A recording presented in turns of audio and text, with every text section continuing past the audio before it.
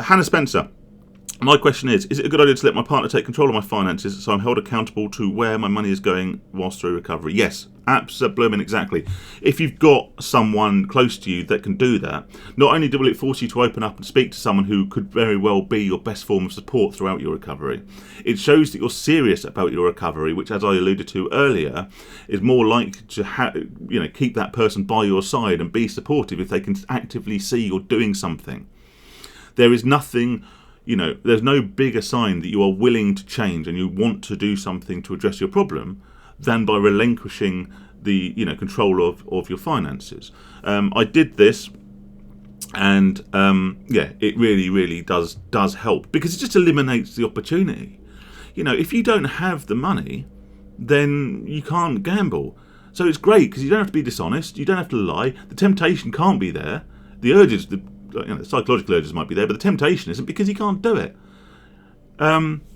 It's very, very handy. And in the short term, I've spoken about this before, but in the short term, it feels a little bit demeaning. It feels like you're getting pocket money, like you're a kid again, But it doesn't have to be forever.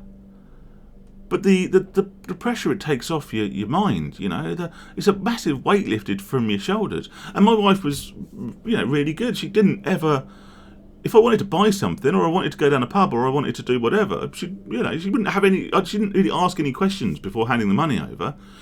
As long as it was a respectable amount, and she knew what I was doing. She wasn't micromanaging every penny, wasn't asking for receipts and stuff, but. Likewise, I wasn't taking the piss. If I was going to the pub, I'd say, "Oh, can you give us 30 quid or whatever?" Or if I was going to buy some trainers, I'll give us, I don't know what were trainers, 70, 80 quid or whatever. I don't know. Probably not that much. But anyway, if I didn't come home with trainers, then she'd ask questions, and then there'd be problems, right? But if I came home and I bought what I said I was going to buy, then there was no dramas, But I knew that she was subconsciously keeping tabs on me, and that was actually, funny enough, it was more of a relief than it was any sort of psychological hindrance I found in the end. So yes, that's a good one. And let me just quickly read the rest of your comment, Hannah. I came clean to him the other day about gambling again, and of course it's put a strain on a relationship. Yeah, absolutely will. Another question is, has your relationship got stronger since being honest with your partner and allowing them into a recovery journey? I'm worried that handing over my finances will make my partner feel like he's parenting me. Quite to the contrary. Like I just said, Hannah, again, this is all personal, isn't it? Because, your partner might be totally different to my wife, in the way they react.